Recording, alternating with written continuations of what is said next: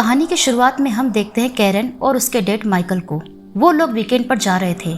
Michael अपनी बेटी को मनाने की कोशिश करता है, पर वो कहती है मैं नाराज नहीं हूँ। माइकल कहता है कि मैं सब ठीक कर दूंगा, लेकिन वो बस अपने फोन में ही बिजी थी। एकदम से उनकी कार में कुछ खराबी आ जाती है और वो लोग उसे गैरेज में ठीक करवाने के लिए दे देते हैं। फिर वो एक रेस्टोरेंट में जाते हैं। वहाँ माइकल अखबार में पढ़ता है रूम एस्केप के बारे में, जिसे सुनकर कैरन इंटरेस्ट दिखाती है। फिर एक वेटर जो थोड़ी सी वियर्ड थी, वो उनसे बात करती है। वो उन्हें कहती है कि यहाँ मत जाना, यहाँ जो भी जाता है वो वापस लौटकर नहीं आता। फिर वो हंसने लगती है कि मैं तो मजाक कर रही थी। फिर कैरन जब वॉशरूम में जाती है और अपने डैड का दिया हुआ पेंडल पहन रही थी, तभी उसे ऐसा लगता है कि उसे कोई देख रहा है। असल में कोई उसे देख रहा था, वो कोई और नहीं कैरन और उसके डैड थे। वो कैसे, हमें आगे पता चलेगा। फिर वो टैक्सी से रूम एस्केप पहुंच जाते हैं। कैरन अपने डैड को रूम एस्केप के बारे में बताती है कि इसमें सबको लॉक कर दिया जाता है और बाहर निकलने के लिए उन्हें क्लू दिए जाते हैं। फिर वो लोग वहां पहुंच जाते हैं। घर के अंदर एंटर करते ही उन्हें एक अजीब सी लड़की मिलती है जिसका नाम था जोसी। जोसी उन्हें कहती है तुम आ गए, मैं तुम्हारा इंतजार कर रही थी। फिर वो वहां से चली जाती है। फिर कैरन और माइकल कहते हैं अच्छी एक्टिंग करी। फिर वो लोग बाकी लोगों से मिलते हैं, एक हस्बैंड वाइफ मेलिनी और टाइलर। टाइलर अपनी वाइफ के बर्थडे पर यहाँ आया था। उसका बिल्कुल भी मन नहीं था, वो सिर्फ मेलिनी की वजह से यहाँ था। वहीं हम एंड्रू से मिलते हैं जो कि अकेला था। वो अजीब से जोक्स मार रहा था। फिर पांचों पार्टिसिपेंट्स को जोसी एक अजीब सी ड्रिंक देती है। माइकल कैरन को मना करता है, लेकिन मेलिनी एक्साइटेड होकर वो ड्रिंक पी जाती है।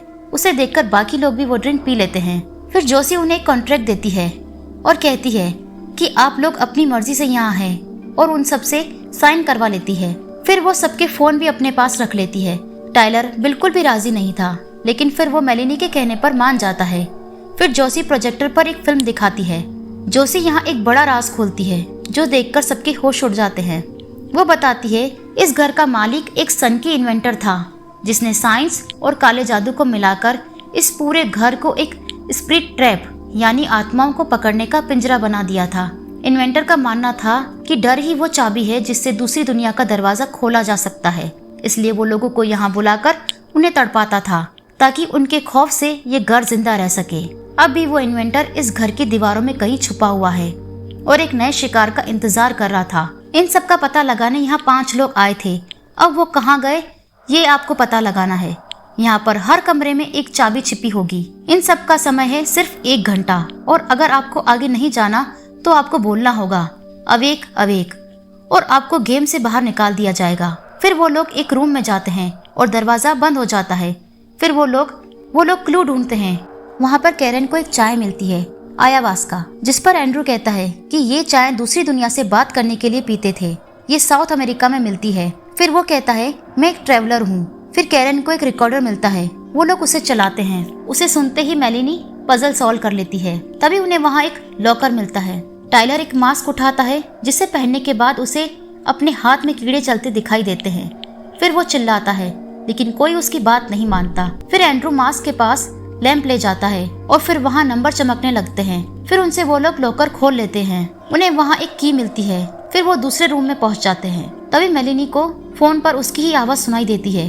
फिर वो टाइलर से बात करने के लिए बोलती है। वो टाइलर से कहती है यहाँ से चले जाओ। टाइलर डर जाता है और उसके कान से खून निकलने लगता है और वो अवेक अवेक चिल्लाने लगता है। दरवाजा खुलता है और कोई उसे बाहर की तरफ खींच लेता है और दरवाजा बंद हो जाता है। मेलिनी अब भी ये कहती है कि वो हमेशा ऐसा ही करता है, उसने आज भी मेरा साथ नहीं दिया। तभी एंड्रू कहता है कि कहीं उन्होंने चाय में कुछ मिलाया तो नहीं है। तो मेलिनी कहती है नहीं, वो डरपोक है। फिर उन्हें वहाँ एक टाइपराइटर मिलता है और एक रेडियो।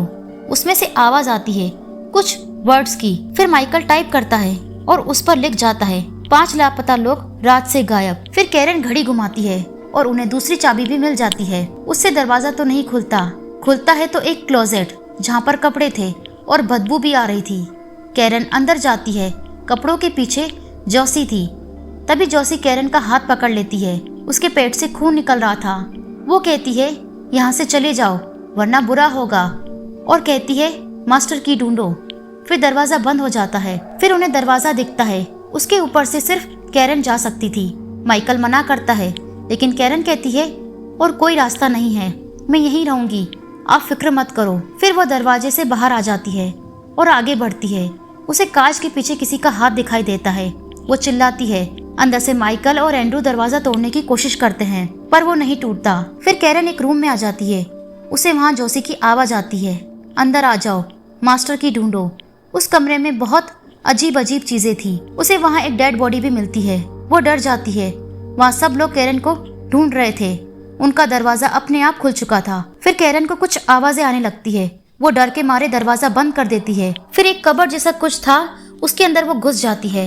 वहाँ मेलिनी प्रोजेक्टर चलाती है। फिर एंड्रू मिरर की मदद से पंखे पर लिखे डिजिट्स को ढूंढ लेता है और उससे वो ताला खोल देता है। फिर उन्हें की मिलती है। माइकल दरवाजा खोलता है। फिर एंड्रू और माइकल बाहर आ जाते हैं, लेकिन मेलिनी वहीं रह जाती है। वो प्रोजेक्ट में खुद को देख रही थी कि वो एक जगह से निकलती है और वापस वहीं आ जाती है। फिर मेलिनी के साथ असल में यही होने लगता है। फिर मेलिनी को टायर की लाश मिलती है। वो बहुत रोती है। उसे बहुत अफसोस होता है। तभी एंड्रू वहां आ जाता है जहां पर कैरन छुपी थी और वो कैरन को बाहर निकाल देता है। तभी कैरन को लगता है कि वही इन्वेंटर तो नहीं। वो उससे पूछती है कि मेरे डैड कहाँ हैं। वो कहता है, तुम्हारे डैड ने ही मुझे यहाँ भेजा है। हम लोग अलग अलग होकर तुम्हें ढूंढ रहे थे। फिर हम मेलिनी को देखते हैं। मेलिनी फिर से फोन पर बात कर रही थी। जैसे पहले मेलिनी को खुद की आवाज आ रही थी, ये वही मेलिनी थी। वो कहती है, सॉरी टाइलर, मुझे माफ कर दो और यहाँ से चले जाओ। तभी मेलिनी को लगता है कि कमरे में कोई और भी है। वो डर के मारे सीढ़ियों से बाहर की तरफ जाने की कोशिश करती है, लेकिन सीढ़ियाँ टूट जाती है और वो गिर जाती है। नीचे कांच के टुकड़े थे, वो उनके ऊपर गिरती है और वहीं मर जाती है। फिर हम देखते हैं माइकल को। वो एक जंगल में खड़ा था। पास के एक तालाब से एक लड़की निकलती है जो माइकल को गले लगाने लगती है, पर असल में वो जंजीरों से जकड़ जाता है। फिर वो खुद को छुड़ाने की कोशिश करता है। वो वापस उसी कमरे में गिर जाता है। वो सब उसे उस पेंटिंग की वजह से दिख रहा था और उसके पैर गीले थे, यानी वो सच में वहां था। एंड्रू को फिर से एक ताला दिखाई देता है।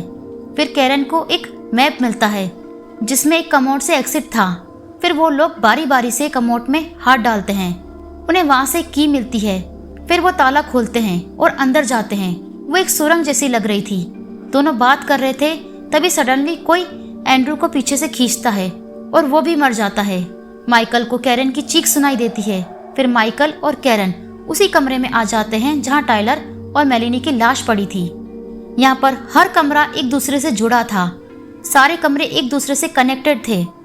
कैरन ये सब देखकर बहुत डर जाती है और रोने लगती है।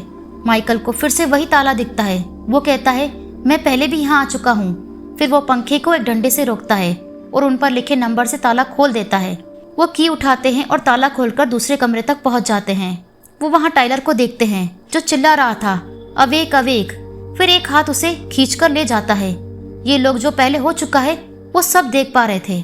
फिर वो लोग फिर से वही सब करते हैं जो पहले कर चुके थे। वो सारे पजल फिर से सॉल्व करने लगते हैं।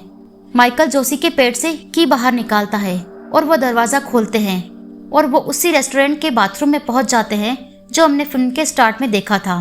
फिर वही सीन दिखाया जाता है। फिर हम कैरन को देखते हैं। कैरन कांच के सामने खड़ी थी और उसे ऐसा लगता है कि कोई देख रहा है। और तभी वहां पर वेटर आ जाती है। उसके डैड कैरन को बुलाते हैं। कैरन के जाने के बाद वो लोग वॉशरूम से बाहर आते हैं और जो भी इनके साथ हुआ था वो दोबारा से वही देखते हैं।